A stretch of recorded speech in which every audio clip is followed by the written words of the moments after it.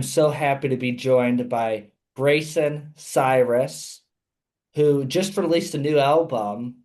But before we get into that, I gotta ask you, growing up, how did you fall in love with music? Of course, you come from a family that a lot of people know, but what was your pathway into music yourself? I didn't really get into music as like something that I did myself until I moved back to Nashville in like 2015. But I spent kind of like high school in like the kind of like rave EDM electronic music scene in LA, and then uh, got more into kind of like the indie folk stuff later, kind of like as I was graduating high school and going into college. But didn't really have any experience with music until I moved back to Nashville in like 2015. Interesting. And for you, obviously, I heard that in another interview that you did. EDM was something that you've always liked. Is there somebody who maybe inspired you from the EDM scene? Probably, I mean, two of my favorites. I don't know how much it bleeds over into what I'm doing now, but two bands that I still love, kind of from that era, are Crystal Castles and Justice, who is probably one of my favorites of all time. Interesting, yeah. Um, and for you, what is something, I guess, that from a young age really sparked your interest with EDM? Would you say it was just the sounds, or was it more of the vibe that you got off of it? Because it's really fascinating that you like EDM, and that's something that was very big to you early on. Well, I went to a really, I kind of had the culture shock of moving from Nashville to a really artsy high school in LA. And I don't know, I would say that like the EDM, I kind of fell in with a crowd that was kind of like, I don't know, I would say like aesthetically almost kind of like the punk rock kids, but they were all, you know, uh, EDM, dance kids, who lived in LA. And, by the time I had a car, we were driving to like Hard, which is like a big EDM festival in LA. And, it was kind of like, it kind of found me in that way, just kind of by virtue of kind of linking up with the kids who I thought were kind of the underground kind of punk rock kids at my school. Amazing. And you just released a new album literally earlier this month. You've been working on it for quite a while from now on. That's the name of it. I really like your artwork on it, or I should say the album cover. What really inspired you to do this album? Um, well, the album artwork, that is my friend was building a coffee shop in Franklin, Tennessee, and he let me take the pictures in there while he was still building it. So that was pretty cool. But well, a lot of the album started out as songs that I was planning on pitching to Orville Peck. So I had a cut with him back in 2023, and I kind of thought maybe I would just start. I was renting a studio from a friend of mine at the time, and I was thinking of taking, I would say, like 50% of like what the record ended up being to Orville Peck to see if he wanted to cut it. But then after working on it, I think a lot of people were telling me you should put this out or you should do something with it. And it took me a couple of months before I kind of started taking that seriously, because I was like, no, I'm putting on all this work and all this effort into, making sure that Orville Peck or somebody else wants to cut it. So, yeah, I mean, that's kind of how it all got started. And then after a couple months of a bunch of people telling me just to put it out myself, I kind of decided that was the route I was going to go down. Amazing. And obviously, both of your sisters are on the album. For you, what was it like to just be able to have them on some of your songs on this album, as well as Tyler Ramsey's on it as well? What was it like to collab with different people from your family and outside on this album? I kind of just thought, it was,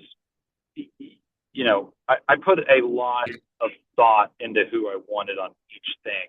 So, um, like I wrote a song for the album. I wrote the title track From Now On with a band called Bird Talker, and but then they were also on the album on a different song because I wanted From Now On to kind of just be me by myself. But uh,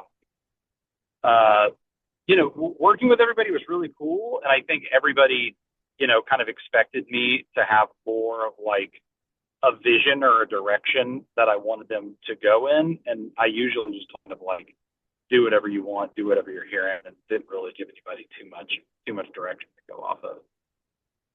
Really cool. And for you, what's something when it comes to making an album?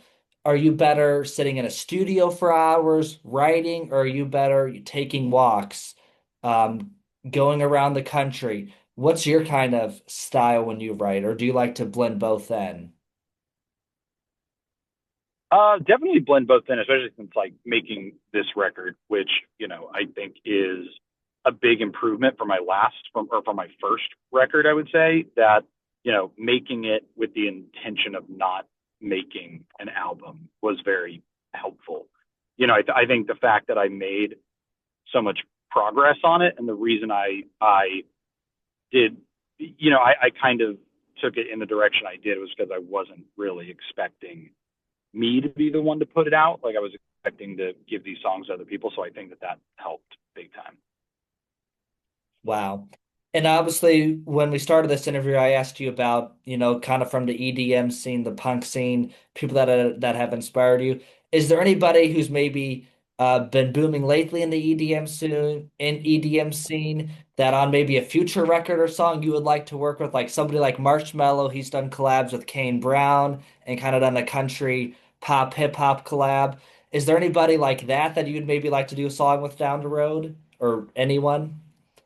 Um, Man, I don't know. I mean, if Justice or somebody ever remixed one of my songs, that would be crazy. But I don't know. I haven't really. I think after I moved back to Nashville, I haven't really kept up much of that interest. And I mean, I still listen to those bands all the time. I still listen to Justice and Crystal Castles all the time. But I think like my interest in like uh kind of exploring that genre kind of, you know, disappeared after I left the LA environment and kind of the people who were, you know, kind of, you know, who I kind of found that stuff through. Because honestly, at the end of the day, I think I probably, you know, more so than the actual music, I think I probably, fell in with like the EDM kind of dance kids at my school because I was new and I just moved from Nashville, and I think I probably would have fallen in with anybody who would have kind of let me into their group at that time. So I haven't really kept up with like kind of what's going on with it, and Marshmallow and people like that were kind of after my glory days in the scene a little bit. But I also one artist I really really like is Lost Frequencies. I don't know if you would consider him like EDM or dance, but definitely does like I guess actually would consider him dance music. But Lost Frequencies is somebody who I like a lot. Yes, I believe he's a German or from Belgium or something like that. Yeah, Where yeah, now his song? Are we talking about the right person?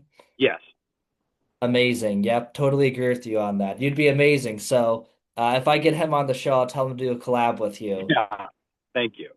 And then, kind of two other things. Obviously, you've lived in a lot of places. You mentioned LA, back in Nashville now. What would you say is something that you see from maybe a studio, or not even a studio aspect, but just maybe a technical aspect of how music is made and written that is different between LA and Nashville? And I'm not talking about the genre necessarily, but just kind of like the big difference that you've been able to notice. I don't know if I noticed too many differences because I'm not really familiar with like, you know, kind of how things are done in LA because I didn't really work on music until I came back. But, all I can really say is that Nashville is, kind of about finding people you work with well and, making friendships with those people. And, if you build your career, through those relationships that you have rather than, relationships that are based on, what would you say, like mutual benefit or what you can get out of the other person. I think those are kind of always, you know, uh,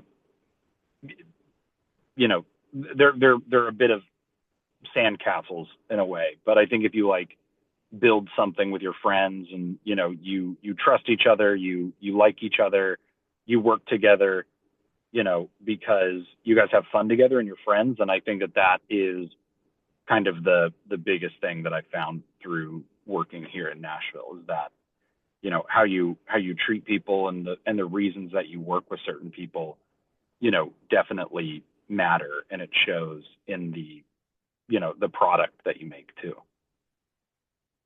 Really enjoy hearing your perspective on that. And then my last question is, what advice do you have for young people who want to get involved? Obviously, AI is unfortunately changing. I feel like not everything about music, but it's definitely changing some things. Where do you kind of see it going with where do you see the music industry going with AI? And then what advice would you have for young people? Where I see it going from AI is I think that there's people who will adopt it, and people, some people won't care. And then I think there's people who won't adopt it, one out of principle, but also two, because I think that in a large, uh, I'm not as, I know there's like a lot of songwriters and artists who are very, uh, sort of doomsday about it. But I think that honestly, that consumers and listeners and audiences are a lot more discerning and a lot more, uh, a lot more loyal than you might be, wanting to give people credit for. But so I don't I think that there will be people who accept it and don't care, and then I think there's also people who won't go that route because they know that their audience doesn't like that. And I think that, you know, for once there's kind of this overarching parallel between like AI, you know, making people lose their jobs, outside of music or entertainment or whatever. And, people, I think there's kind of this like solidarity between people who have like, I guess what you would say, like quote unquote normal jobs, whatever that means, and people who work in like the arts. I think that there's sort of this solidarity of like nobody wants to see their livelihood or income, you know, lost to AI replacement. So I think I'm like hopeful for it, and I don't think it's as, I think it'll be a problem, or I think it'll be a solution for some people, and I think it'll be a not really a problem for people who have no interest in adopting it. I think, I mean, I could be wrong, but I think that's the way to do it. But also, I think any advice I would have to like artists or songwriters kind of ties back to what I said about Nashville. I think, the more you try to do alone, the harder a harder time you're gonna have of it. Like you have, make friends, don't make colleagues. Make sure everyone you're working with is a friend. Make sure everyone you're working with is someone you trust. And if you're having fun and enjoying it, and the people around you are supportive and care about you and have your back, then I think after that point it's harder to fail than it is to succeed. Really solid advice. Well, I appreciate you joining the show today. You're obviously on Spotify, YouTube. What's your website again, if you don't mind sharing with I, us? I think it's just brazoncyrus.com. I'm almost certain that's what it is. But Awesome. I could be wrong. Well, thank you so much. We hope to see you out on the road performing a show, and really appreciate you joining the show. Is there anything else you have to say about maybe the album or any secret sauce about your music that you want people to know? No, I don't think so. You did a great job. Thank you for having me, and thank you for covering it so thoroughly.